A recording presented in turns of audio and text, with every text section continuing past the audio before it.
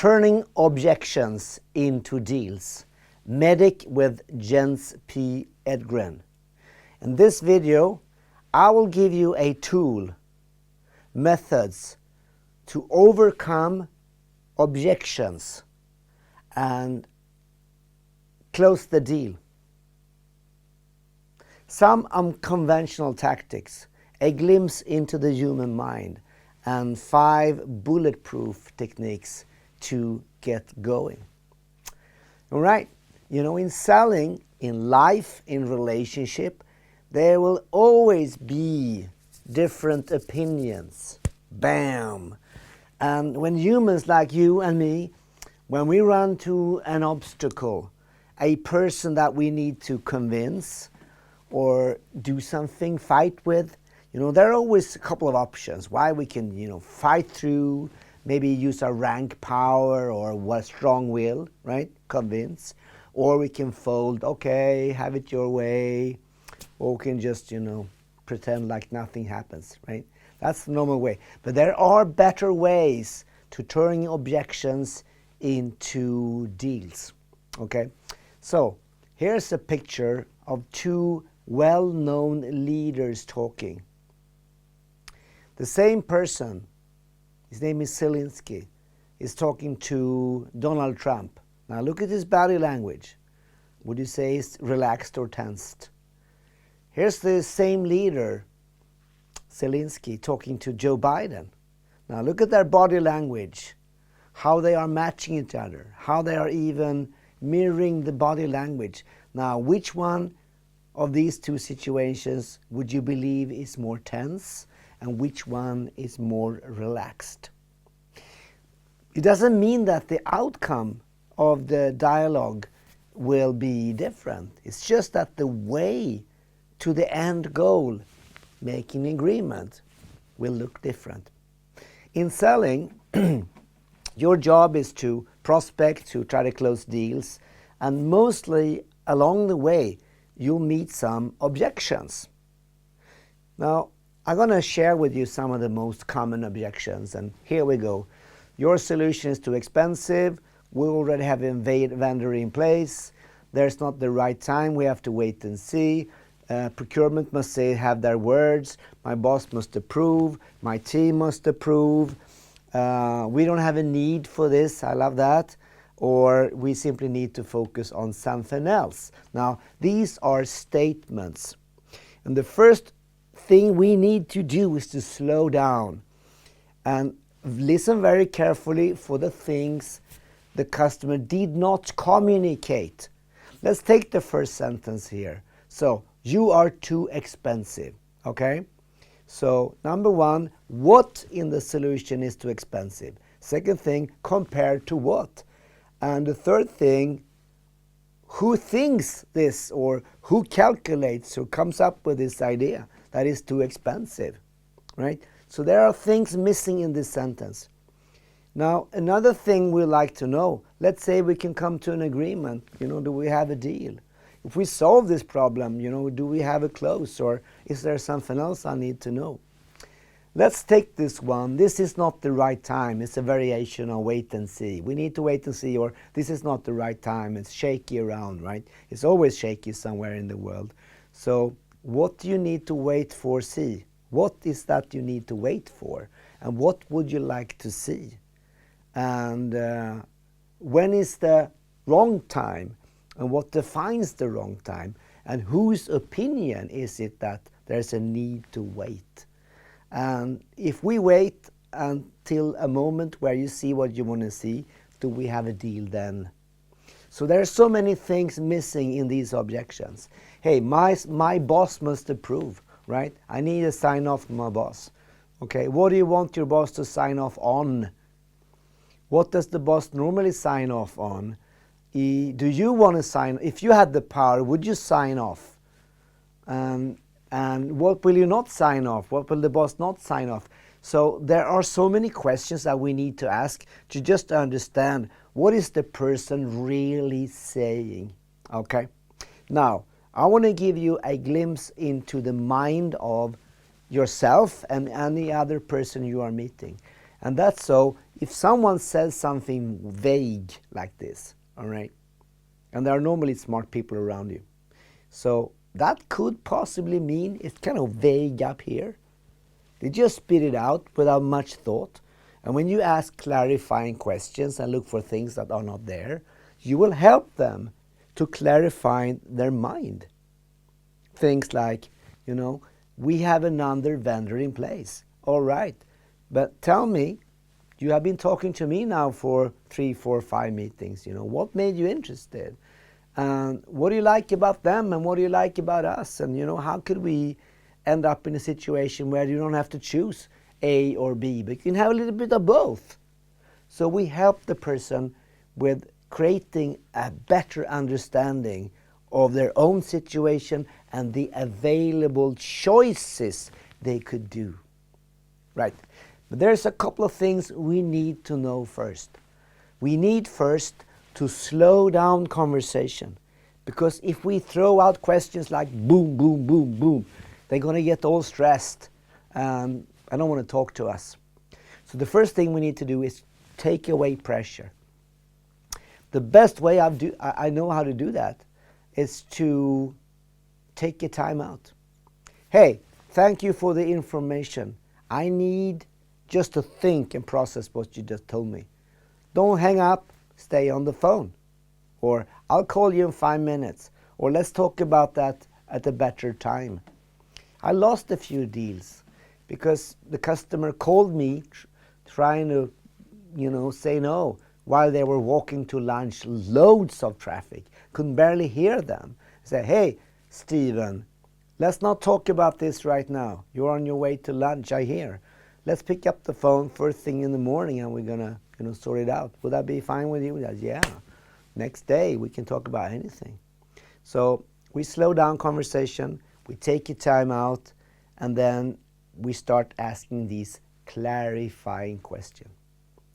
So I want to tell you about Mark. Mark is a manager I work with, and he had a new boss. So the boss threw out the question, could you do this, or could you sell more, whatever. And Mark used a tactic he learned from me. He said, there seems to be a question here. Would you mind sharing me the context of the question? So what does the question fit into your mindset, your universe?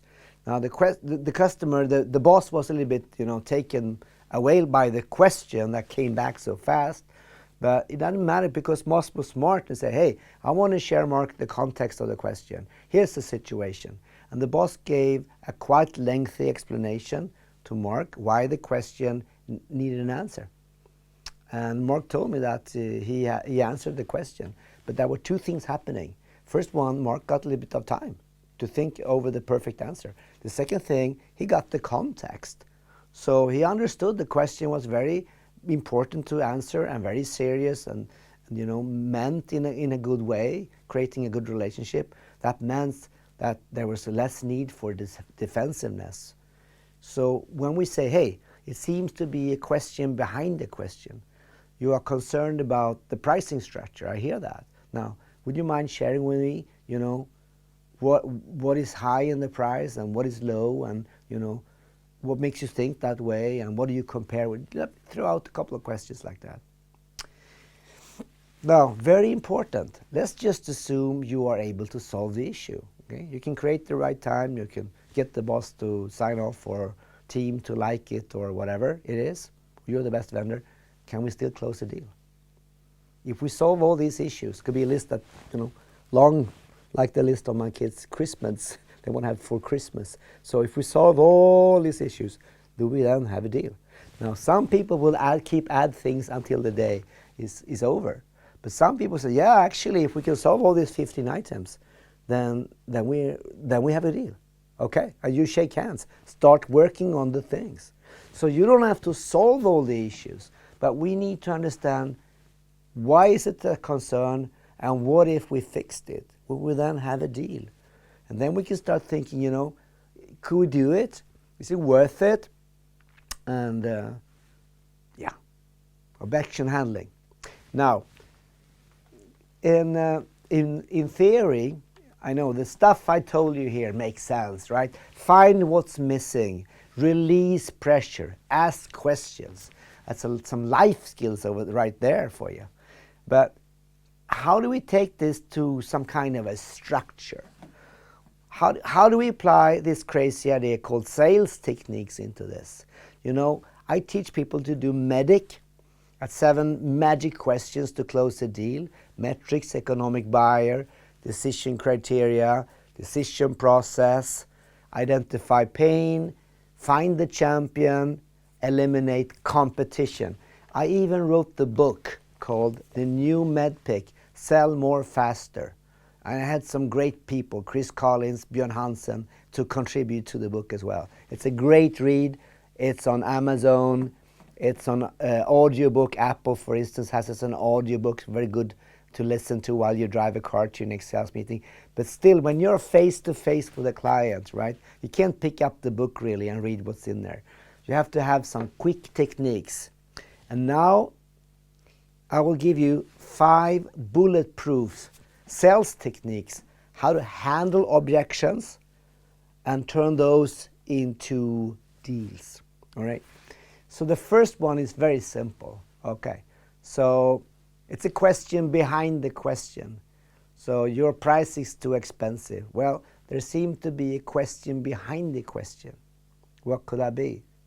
Customer says, what do you mean? Well, do you want me to lower the price? Is that your question? Yeah. Cool. All right. Tell me what's behind the question. So we simply want to get the context of the statement or the question. All right? First thing. The second thing is that we simply mirror what the customer said. We reflect the last 3 words. So, you are too expensive. There seems to be a concern about price here. It seems to be that you're concerned about delivery times. It seems to be that you're concerned about your boss approval. It seems to be there's a concern about timing. Is that right? Yeah. Tell me more. So we simply use the sentence, the words from the client, and we mirror back and make sure we got it right. And then we can use that as a base for our questioning. The third technique is to use emotions. All right? So we can use emotional anchoring. It seems like you are worried about. It seems like you are angry for. It seems like you are disappointed at. It seems like you are a bit afraid. And when we use an emotional language, we connect on a deeper level. So being concerned is one thing. I can live with that. But being worried is something else. Maybe customer lost hope. So it seems like you lost hope. You were hoping to make a deal done.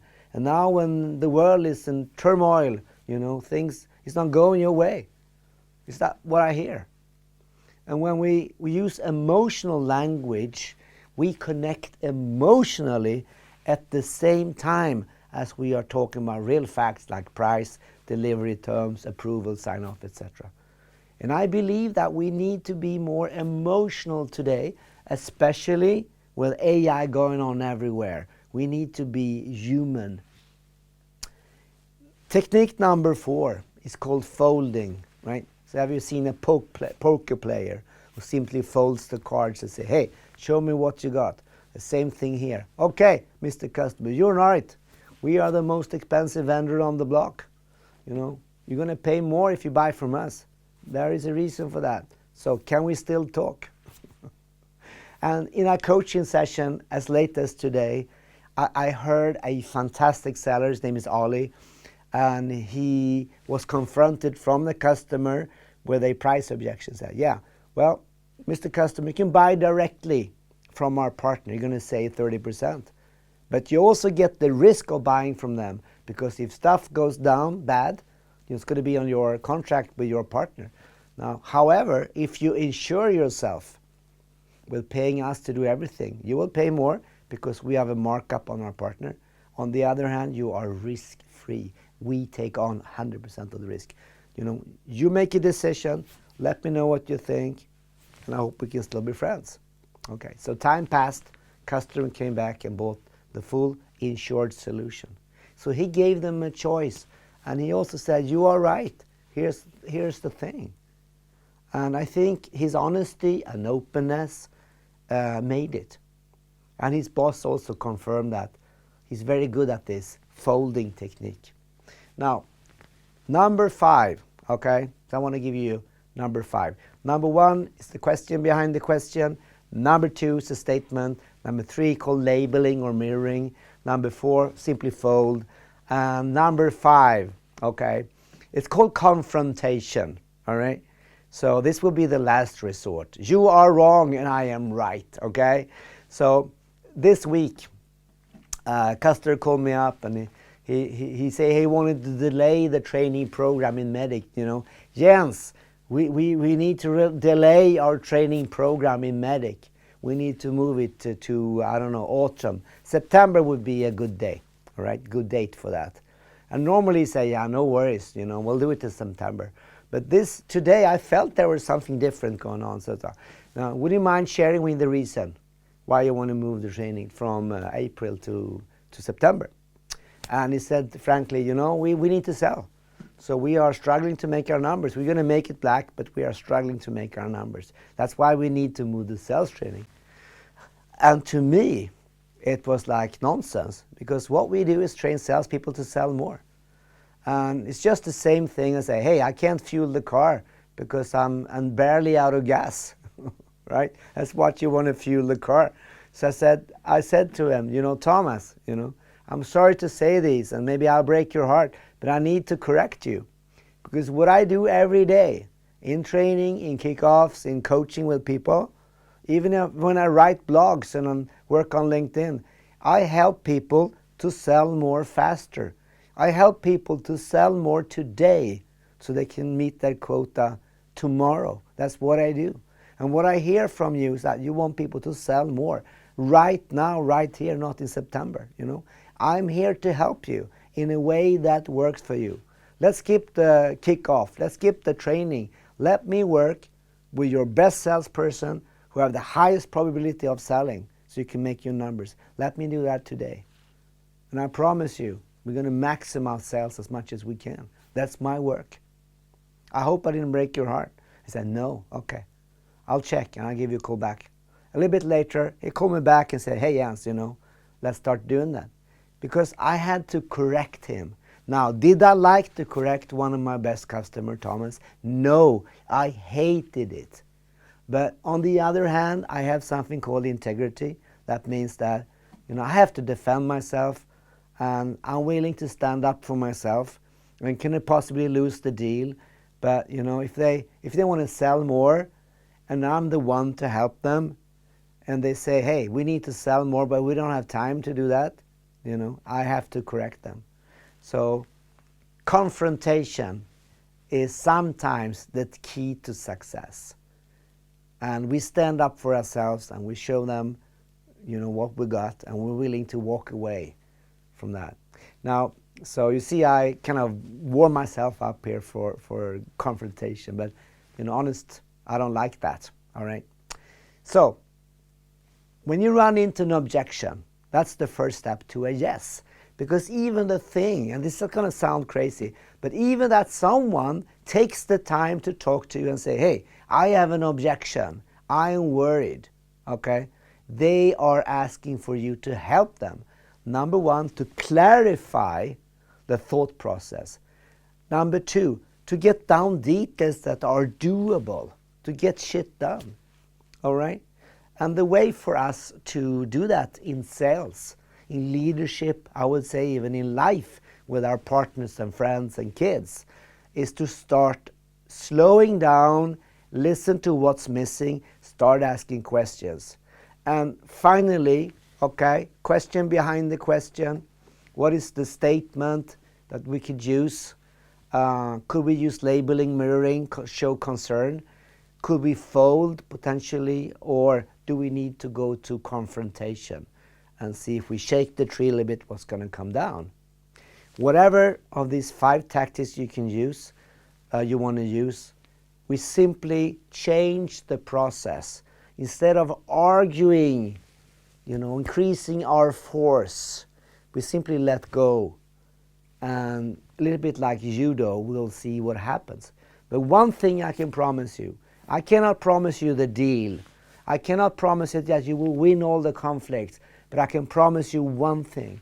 If you just apply a little bit of these tactics, you will strengthen relationship with the person you are talking to. And maybe that will be, over time, your key to success. So I'm Jens Edgren. You can get the book, The New Medic, on Amazon, audiobook on Apple. I hope you like it. I hope you read it. And I hope you will attend one of my medic trainings, because those are truly life-changing, especially for in sales.